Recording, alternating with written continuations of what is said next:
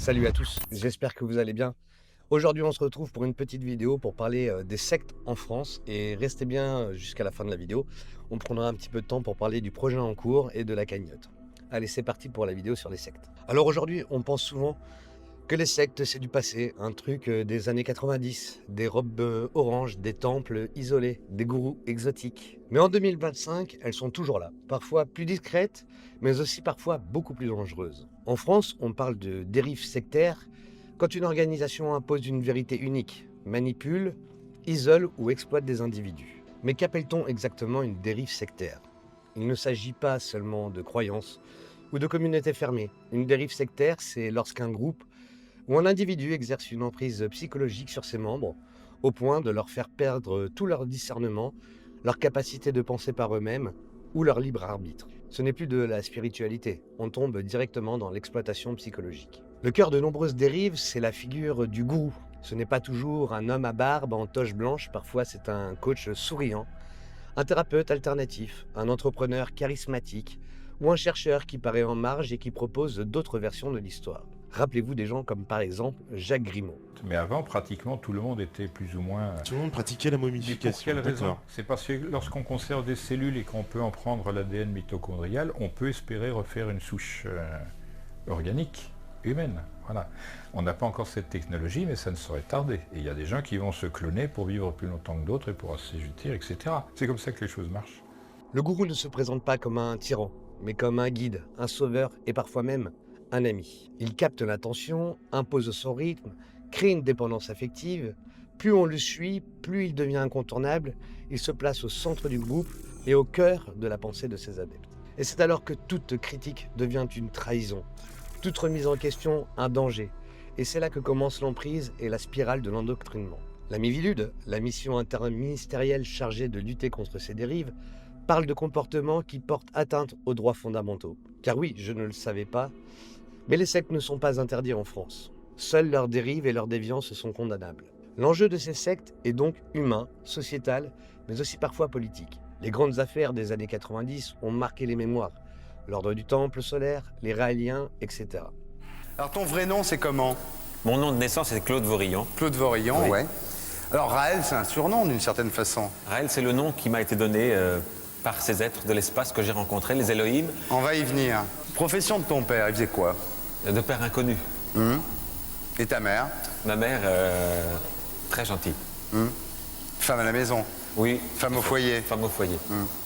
Alors tu dis être né de l'insémination de ta mère par un extraterrestre. Oui, j'ai appris ça quand j'avais 29 ans, lors de la deuxième rencontre avec ces êtres de l'espace.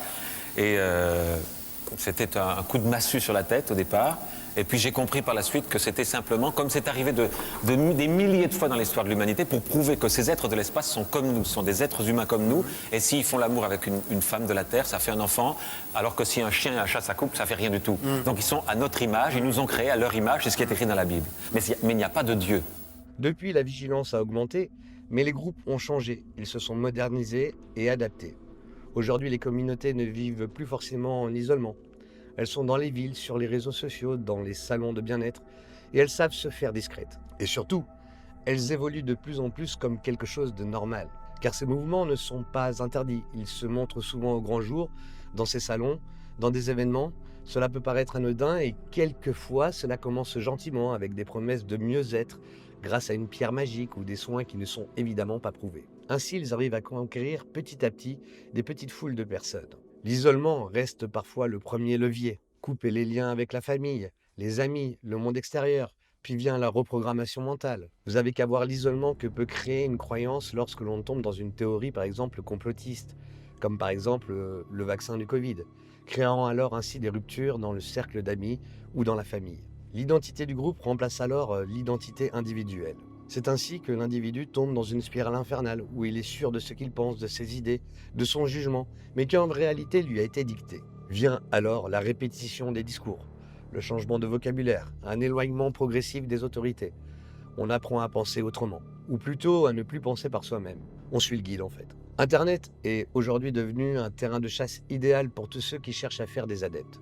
Coaching de vie, développement personnel, spiritualité 2.0, Et derrière ces promesses de réalisation de soi se cachent souvent des logiques sectaires. Les groupes fermés comme Telegram, les influenceurs qui deviennent petit à petit des guides spirituels, les conférences Zoom qui deviennent payantes. Le format change, mais la mécanique reste l'isolement, la manipulation, la dépendance et surtout le profit. Et il n'y a pas de profil type. Tout le monde peut être touché. Les jeunes en quête de sens, les seniors isolés, les cadres en burn-out, les malades chroniques. En fait, tout le monde qui traverse des changements et qui serait en capacité de s'ouvrir à d'autres réalités pour fuir la leur. J'ai moi-même été aspiré dans le passé, dans la spirale d'une vérité alternative concernant notre passé. À un moment où je me remettais en question professionnellement, où j'étais épris de doutes sur mon avenir, où je cherchais de solutions, je regardais des gens comme David Laroche. C'était il y a plus de 10 ans. Et on en parlera de David Laroche un jour sur cette chaîne parce que... Bref, c'est à ce moment-là où j'étais perméable à plein de choses que la révélation des pyramides est arrivée. Vous savez, ce documentaire alternatif sur les pyramides. Et là, forcément, j'ai plongé la tête à la première et j'ai regardé bien sûr toutes les débilités qui allaient dans ce sens. Et croyez-moi, il m'a fallu beaucoup de temps pour en sortir. Et j'ai réussi grâce à un choc. Bref, comme je le disais, tout le monde peut tomber dans une spirale d'endoctrinement. Les gens brillants aussi, car l'emprise ne cible pas l'intelligence, car comme je l'ai dit juste avant, elle vise les failles émotionnelles, les moments de rupture ou de transformation ou de quête de sens. Donnons quelques exemples de dérives sectaires qui ont fait vraiment du mal. Il y a Robert le Dain, qui est aujourd'hui âgé de 77 ans. Cet ancien médecin radié s'est reconverti dans la pseudothérapie dès ses 26 ans. Un peu jeune pour un gourou, mais bon, la vocation n'attend pas toujours. C'est alors qu'il promet de soigner des pathologies lourdes grâce à des méthodes non reconnues scientifiquement et qui se résument souvent à des rapports sexuels. Robert Le Dain, 28 ans, devenu Le Ding Tang, gourou du mouvement libre de soutien à la démarche de Monsieur Le Ding Tang. Cet envoyé de Dieu se soucie sans doute peu de la justice des hommes. C'est pourtant elle qui lui réclamait aujourd'hui des comptes.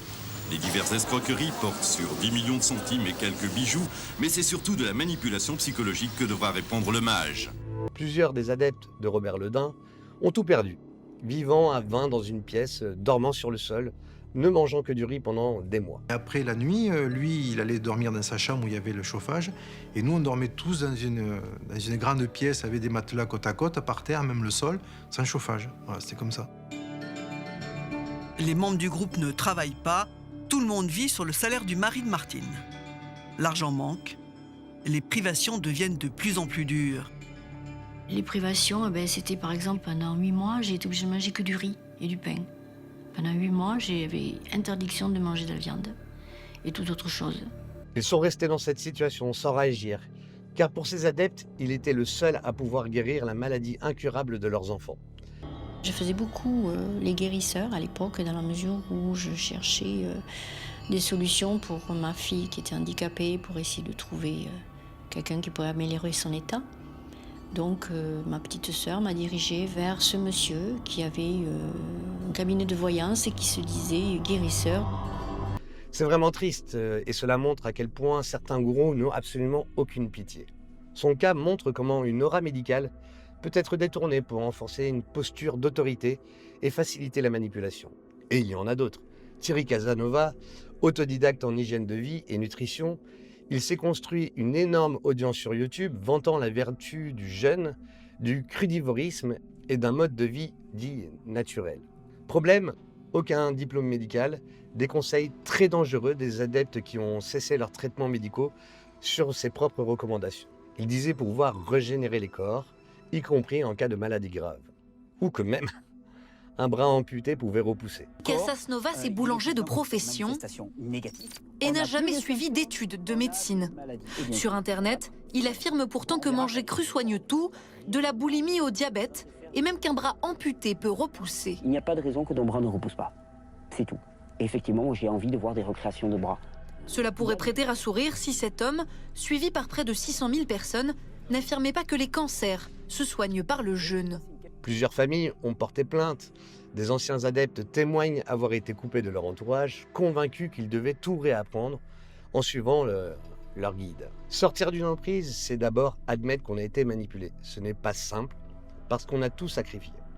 Parce qu'on a honte. Il y a aussi la peur et la solitude qui les paralysent. Et heureusement, des associations existent, des psychologues spécialisés accompagnent les anciens adeptes pour reconstruire leur pensée critique. Mais cette reconstruction peut prendre des années. La Miviludes fait un travail remarquable, même si ce service a du mal à se faire connaître du grand public. Elle centralise les signalements, forme, alerte, mais ses moyens restent limités face à des mouvements souvent très bien organisés.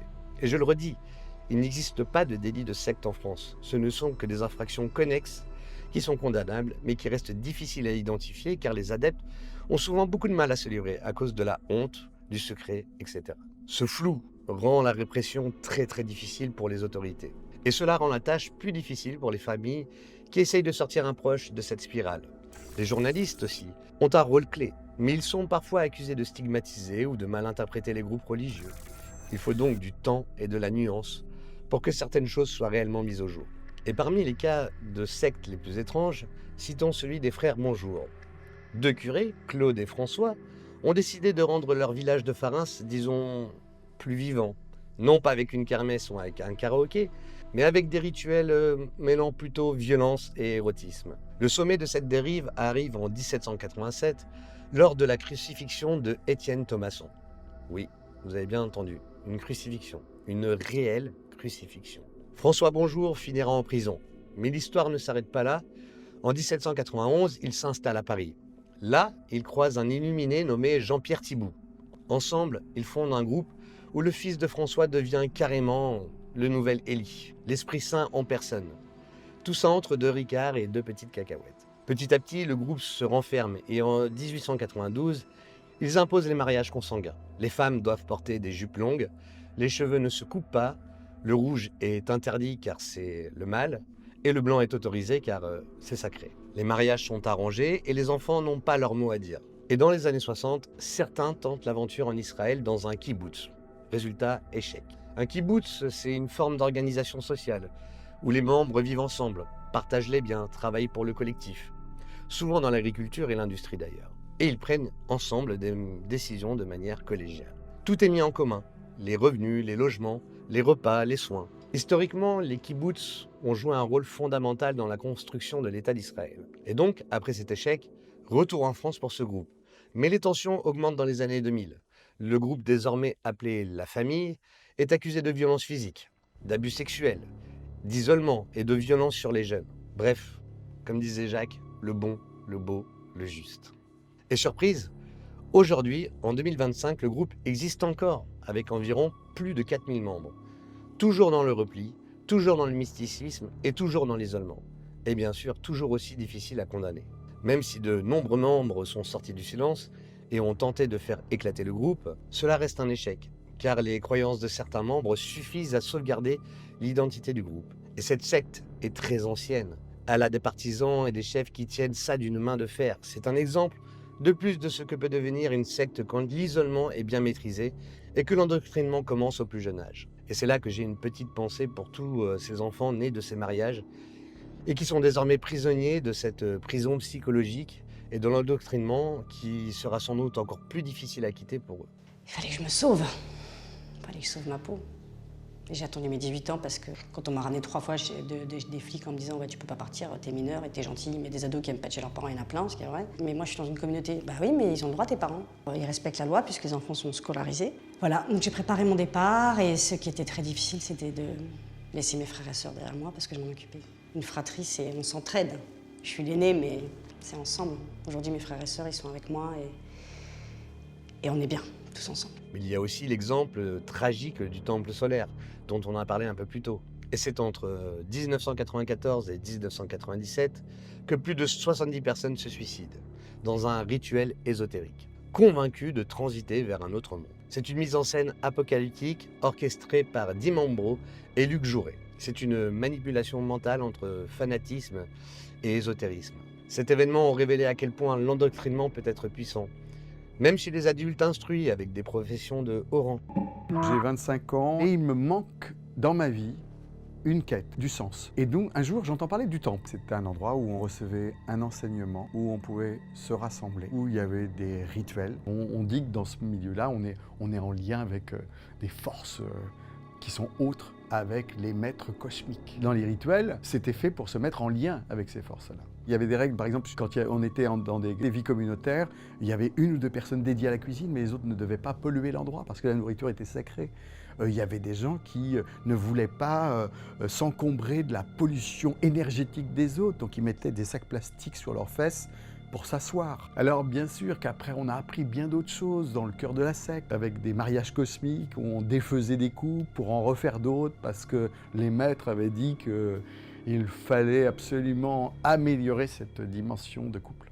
Pour le grand public, il faut apprendre à repérer les signaux faibles, car les sectes modernes n'ont pas besoin de temples, elles s'invitent chez vous, dans vos téléphones, dans vos fragilités. Ce n'est pas une guerre contre la spiritualité, c'est une alerte contre l'exploitation, une mise en lumière, et en parler, c'est déjà prévenir. Si vous avez été concerné ou que vous souhaitez témoigner, contactez-moi. En définitive, les sectes représentent un phénomène complexe et insidieux qui transcende les catégories sociales, culturelles ou intellectuelles. Ce ne sont pas uniquement les personnes vulnérables ou ignorantes qui tombent dans l'emprise, mais aussi des individus brillants, cultivés et encore une fois en quête de sens. Les gourous et les sectes exploitent nos besoins les plus humains, les plus nobles, la spiritualité, les quêtes de vérité, le besoin de justice ou de communauté, pour enfermer, contrôler. C'est pourquoi il faut rester vigilant, cultiver l'esprit critique, garder le dialogue avec ceux qui tombent peu à peu dans cette dérive, et surtout, partager l'information. Parce que l'information, c'est la première défense contre l'emprise.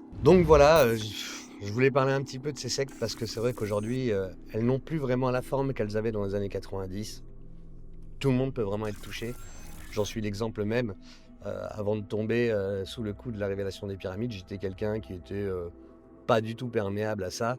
Et il a suffi d'un petit moment d'égarement pour pouvoir tomber dedans. Donc même une personne qui aujourd'hui se pense alerte ne veut pas dire qu'un jour elle ne tombera pas dans une dérive ou une croyance.